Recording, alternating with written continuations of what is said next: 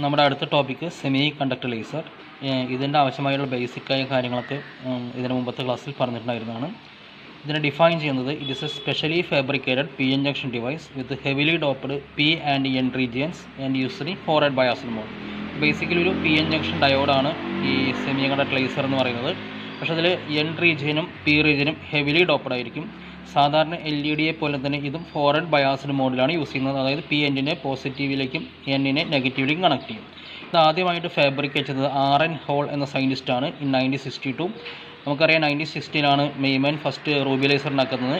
അതിന് 2 വർഷങ്ങൾക്ക് ശേഷം RN ഹോൾ എന്ന സയൻറ്റിസ്റ്റാണ് ഗാലിയം ആർസനൈഡ് ഉപയോഗിച്ചുകൊണ്ട് ഈ first semi conductor laser fabricate ചെയ്യുന്നത്.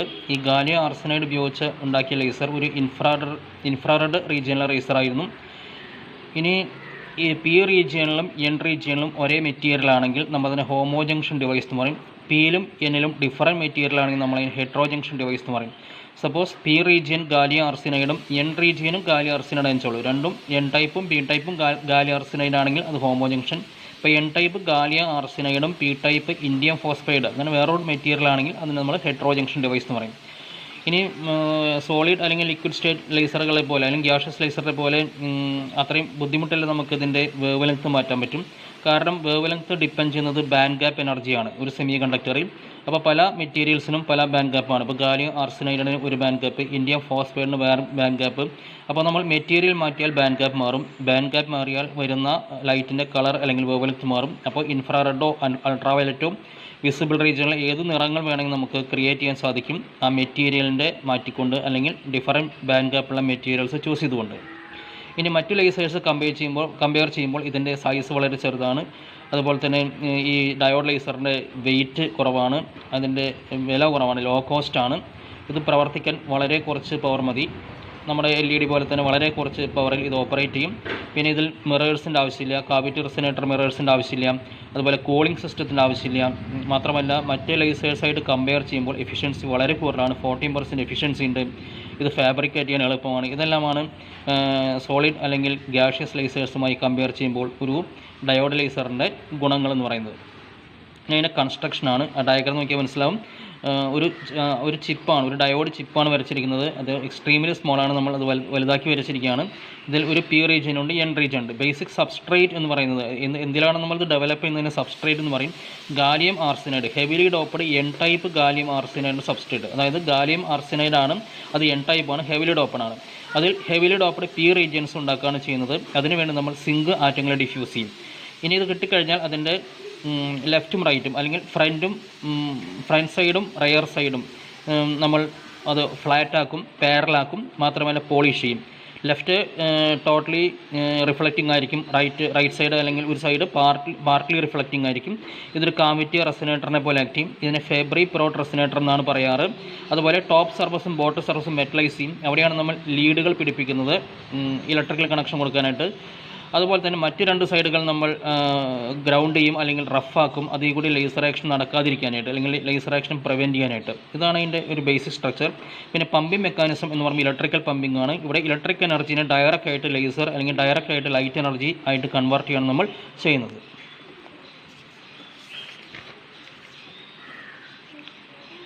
നെക്സ്റ്റ് ഇതിൻ്റെ വർക്കിംഗ് ആണ്. ഈ വർക്കിങ്ങിൻ്റെ ഏറ്റവും പ്രധാന ഭാഗങ്ങളൊക്കെ നമ്മൾ കഴിഞ്ഞ ക്ലാസ്സിൽ പറഞ്ഞിരുന്നു. ഒരു സെമി കണ്ടക്ടറിൻ്റെ ബാൻഡ് ഡയഗ്രം ഇങ്ങനെയായിരിക്കും. അതായത് അത് ഈ ഇൻട്രിൻസിക് ആണെങ്കിൽ ബാൻഡ് ഗ്യാപ്പിൻ്റെ നടുക്കിലായിരിക്കും. അതുപോലെ പി ടൈപ്പ് ആണെങ്കിൽ വാലൻസ് ബാൻഡ് അടുത്തായിരിക്കും, എൻ ടൈപ്പ് ആണെങ്കിൽ കണ്ടക്ഷൻ ബാൻഡ് അടുത്തായിരിക്കും. ഇനി ഹെവിലി ഡോപ്പൻ ആണെങ്കിൽ പി ടൈപ്പ് ആണെങ്കിൽ കണ്ടക്ഷൻ ബാൻഡ് വാലൻസ് ബാൻഡിൻ്റെ ഉള്ളിലായിരിക്കും. അതുപോലെ N+ ആണെങ്കിൽ കണ്ടക്ഷൻ ബാൻഡ് ഉള്ളിലായിരിക്കും. ഈ കാര്യങ്ങളൊക്കെ പറഞ്ഞിരുന്നതാണ്. മാത്രമല്ല തെർമൽ ഈക്വിലിബ്രിയത്തിലാണെങ്കിൽ ഒരു പി റീജിയനും എൻ റീജിയനും അല്ലെങ്കിൽ ഹെവിലി ഡോപ്ഡ് P+ റീജിയനും ഹെവിലി ഡോപ്ഡ് N+ റീജിയനും കോണ്ടാക്റ്റ് ആക്കി ഒരു PN ജംഗ്ഷൻ ഫോം ചെയ്യുകയാണെങ്കിൽ ഈ എനർജി ലെവൽസ് കണ്ടക്ഷൻ ബാൻഡ് എടുക്കുകയാണെങ്കിൽ നമ്മളുടെ പി റീജിയൻ എടുക്കുകയാണെങ്കിൽ അത് വാലൻസ് ബാൻഡിൻ്റെ ഉള്ളിലായിരിക്കും. എൻ റീജിയൻ എടുക്കുകയാണെങ്കിൽ അത് കണ്ടക്ഷൻ ബാൻഡിൻ്റെ ഉള്ളിലായിരിക്കും. പക്ഷേ ഒരു സിംഗിൾ ലൈനായിരിക്കും. തെർമൽ ഈക്വിലിബ്രിയത്തിലാണെങ്കിൽ അത് സിംഗിൾ ലൈനായിരിക്കും. പക്ഷേ ഇവിടെ നമ്മൾ ബയാസ് ചെയ്തിരിക്കുകയാണ്. നമ്മളൊരു ബയാസ് വോൾട്ടേജ് കൊടുത്തിട്ടുണ്ട്. നമ്മൾ V എന്നൊരു വോൾട്ടേജ് ഉപയോഗിച്ച് ഈ ഡയോഡിനെ ഫോർവേഡ് അല്ലെങ്കിൽ ഈ ഡിവൈസിനെ ഫോർവേഡ് ബയാസ് ചെയ്തിരിക്കുന്നു. പക്ഷേ ഇതിൻ്റെ വാല്യൂ കുറവാണ്. ത്രഷോൾഡ് വാല്യൂ എന്നൊരു വാല്യൂ ഉണ്ട്, അതിനേക്കാൾ കുറവാണ് നമ്മൾ കൊടുത്തിരിക്കുന്ന ബയാസിംഗ് വോൾട്ടേജ്. ഇങ്ങനെയാണെങ്കിൽ പിന്നെ ഈ EF എന്ന് പറയുന്ന ലൈൻ അല്ലെങ്കിൽ നമ്മളുടെ ഫെർമി ലെവൽ ഒരു സിംഗിൾ എനർജി ആയിരിക്കില്ല അല്ലെങ്കിൽ ഒരു സിംഗിൾ ലൈൻ ആയിരിക്കില്ല. അത് ആക്ച്വൽ ലെവലിൽ നിന്നും എൻ ഭാഗത്ത് മീതയ്ക്കും അതുപോലെ പി ഭാഗത്ത് താഴേക്കും ഷിഫ്റ്റ് ചെയ്യും. ഇപ്പോൾ നമ്മൾ ഡയഗ്രം നോക്കുകയാണെങ്കിൽ EFN എന്നതാണ് ഈ എൻ സൈഡിലെ ഫെർമി ലെവൽ, EFP എന്നതാണ് പി സൈഡിലെ ഫെർമി ലെവൽ. അത് എൻ സൈഡിൽ കണ്ടക്ഷൻ ബാൻഡിൻ്റെ ഉള്ളിലും പി സൈഡിൽ വാലൻസ് ബാൻഡിൻ്റെ ഉള്ളിലുമാണ്. EVക്ക് താഴെയുള്ള ഭാഗം എല്ലാം വാലൻസ് ബാൻഡും ECക്ക് മീതെയുള്ള ഭാഗം എല്ലാം കണ്ടക്ഷൻ ബാൻഡാണ്. നമ്മൾ പി ഭാഗം എടുത്താലും എൻ ഭാഗം എടുത്താലും EC എന്ന ലൈനിന് മീതെ എല്ലാം ആ എനർജി ലെവൽസ് എല്ലാം കണ്ടക്ഷൻ ബാൻഡും EV എന്ന ലൈന് താഴെ കിടക്കുന്ന എനർജി ലെവൽസ് എല്ലാം വാലൻസ് ബാൻഡുമായിരിക്കും.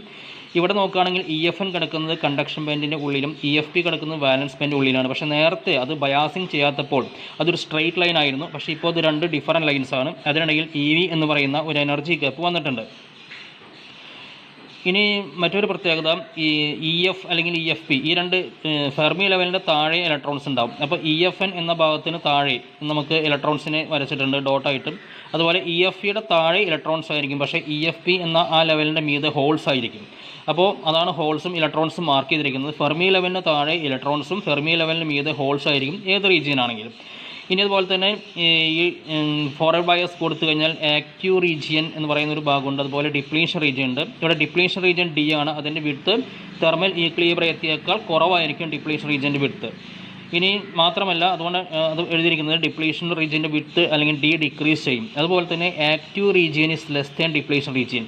ഇവിടെ നമ്മൾ ആ D എന്ന ആ ഭാഗത്ത്, ആ വിഡ്ത്തുള്ള ഭാഗത്ത് ഒരു ട്രയാങ്കിൾ പോലൊരു ഭാഗമുണ്ട്. മീതെ ഒരു ട്രയാങ്കിൾ പോലൊരു ഭാഗവും ഒരു ഡോട്ടും കൊടുത്തിട്ടുണ്ട്. താഴെ ഒരു ട്രയാങ്കിൾ പോലൊരു ഭാഗവും ഒരു സർക്കിളും കൊടുത്തിട്ടുണ്ട്. ഇലക്ട്രോൺ ഹോളാണ്.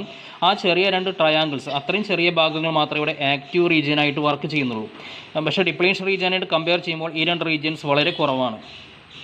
ഇനി അതുപോലെ മറ്റൊരു പ്രത്യേകത, ഫോർവേഡ് ബയാസ് ചെയ്ത് കഴിഞ്ഞാൽ ബാറ്ററിയുടെ പോസിറ്റീവ് ടെർമിൽ നിന്ന് ഹോളുകളും നെഗറ്റീവ് ടെർമിൽ നിന്ന് ഇലക്ട്രോൺസും, ഹോളുകൾ ബാറ്ററിയുടെ പോസിറ്റീവ് നിന്ന് ഹോളുകൾ പി ഭാഗത്തേക്കും ഇലക്ട്രോൺസ് മൈനസ് ടെർമിൽ ഇലക്ട്രോൺസ് എൻ ഭാഗത്തേക്ക് ഇഞ്ചക്ട് ചെയ്യപ്പെടുന്നു. ഇതിൻ്റെ ഫലമായിട്ട് രണ്ട് റീജിയൻസിലെയും ചാർജ് കാരിയ കോൺസെൻട്രേഷൻ, അതായത് പി ഭാഗത്തെ ഹോൾസിൻ്റെയും എൻ ഭാഗത്തെ ഇലക്ട്രോൺസിൻ്റെയും കോൺസെൻട്രേഷൻ വർദ്ധിക്കുന്നു.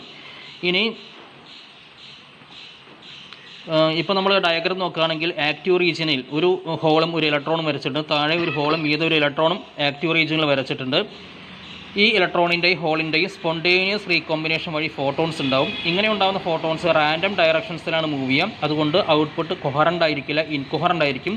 സാധാരണ LED-കൾ, ലൈറ്റ് എമിറ്റിംഗ് ഡയോഡ്സ് എല്ലാം ഈ പ്രിൻസിപ്പിൾ ഉപയോഗിച്ച് അല്ലെങ്കിൽ ഈ തരത്തിലാണ് വർക്ക് ചെയ്യുന്നത്. ഇനി നമ്മൾ അടുത്ത് ചെയ്യാൻ പോകുന്നത്, ഇതിനെ വീണ്ടും ഫോർവേഡ് ബയാസ് കണ്ടീഷൻ തന്നെയാണ്. എല്ലാ കണ്ടീഷനും സെയിം തന്നെ, പക്ഷേ വോൾട്ടേജ് കൂട്ടുന്നു. ഫോർവേഡ് ബയാസ് വോൾട്ടേജ് ഒരു ത്രെഷോൾഡ് വാല്യൂവിനേക്കാൾ കൂടിയ ഒരു വോൾട്ടേജിലേക്ക് നമ്മൾ വർദ്ധിപ്പിക്കുകയാണ്.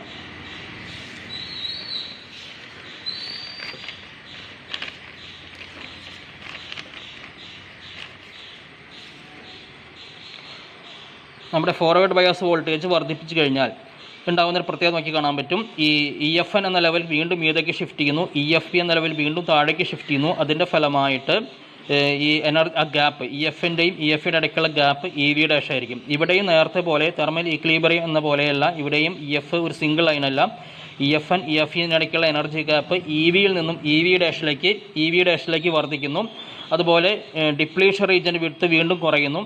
പക്ഷേ ആക്റ്റീവ് റീജിയൻ ഈ സമയത്ത് ഡിപ്ലീഷൻ റീജിയനേക്കാൾ വലുതായിരിക്കും. കാരണം നിങ്ങൾ നോക്കിയറിയാം, ആക്റ്റീവ് റീജിയൻ മാർക്ക് ചെയ്തിട്ടുണ്ട്. ഡിപ്ലീഷൻ റീജിയൻ ആ രണ്ട് വെർട്ടിക്കൽ ലൈൻസിനിടയിലുള്ള ദൂരമാണ്. ആക്റ്റീവ് റീജിയൻ താഴെ മാർക്ക് ചെയ്തിട്ടുണ്ട്. ആക്റ്റീവ് റീജിയൻ, അതായത് ഒരു സൈഡിൽ ആക്റ്റീവ് റീജിയൻ എൻ സൈഡിലേക്ക് അപ്രോച്ച് ചെയ്യുന്നു, വേറെ സൈഡിൽ ആക്റ്റീവ് റീജിയൻ പി സൈഡിലേക്ക് അപ്രോച്ച് ചെയ്യുന്നു. അതായത് ഹോളുകൾ ഉള്ള ആക്റ്റീവ് റീജിയൻ എൻ സൈഡിലേക്കും അപ്രോച്ച് ചെയ്യുന്നു, ഇലക്ട്രോൺസ് ഉള്ള ആക്റ്റീവ് റീജിയൻ പി സൈഡിലേക്ക് അപ്രോച്ച് ചെയ്യുന്നു. അപ്പോൾ ആക്റ്റീവ് റീജിയൻ്റെ വിഡ്ത്ത് വളരെ കൂടുതലാണ്. അതുപോലെ തന്നെ വീണ്ടും നമ്മൾ വോൾട്ടേജ് അല്ലെങ്കിൽ ത്രഷോൾഡ് കറണ്ട് കൂട്ടിയതിനാൽ ഈ കാരിയർ കോൺസെൻട്രേഷൻ വീണ്ടും വർദ്ധിക്കുന്നു. ഇപ്പോൾ നമ്മൾ നോക്കുകയാണെങ്കിൽ എൻ ഭാഗത്ത് അല്ലെങ്കിൽ ആക്റ്റീവ് റീജിയൻ്റെ അപ്പർ സൈഡിൽ ഒരുപാട് ഇലക്ട്രോൺസ് ഉണ്ട്, ലോവർ സൈഡിൽ ഇലക്ട്രോൺസിൻ്റെ ഹോൾസ് മാത്രമേ ഉള്ളൂ. അപ്പോൾ നമുക്ക് പറയുകയാണെങ്കിൽ number of electrons in the upper level is far greater than number of holes, അല്ലെങ്കിൽ number of electrons in lower level. Holes എല്ലാം അപ്പർ ലെവലിലെ ഇലക്ട്രോൺസ് കൂടുതലാണ്, ലോവർ ലെവലിൽ കാര്യമായിട്ട് ഇലക്ട്രോൺസ് ഇല്ല. അപ്പോൾ number of electrons in the upper level is very much greater than number of electrons in lower level. അപ്പോൾ active region എന്ന ഭാഗത്ത് പോപ്പുലേഷൻ ഇൻവേർഷൻ ആയി കഴിഞ്ഞു. അതിൻ്റെ ഫലമായിട്ട് നമുക്ക് ഒരുപാട് ഇലക്ട്രോൺ ഹോൾ റീകോമ്പിനേഷൻ പോസിബിലിറ്റീസ് ഉണ്ട്. ആദ്യം ഒരു ഇലക്ട്രോൺ ഹോളും സ്പോണ്ടേനിയസ്ലി റീകമ്പൈൻ ചെയ്യും. അതിൻ്റെ ഫലമായിട്ട് ഫോട്ടോൺസ് ഉണ്ടാവും. ഇങ്ങനെ റാൻഡം ഡയറക്ഷൻ മൂവ് ചെയ്യുന്ന ഫോട്ടോൺസ് ആണ് ട്രിഗറിങ് ഏജൻസ് ആയിട്ട് വർക്ക് ചെയ്യുന്നത്. ഇവർ സ്റ്റിമുലേറ്റഡ് എമിഷനെ പ്രൊമോട്ട് ചെയ്യും.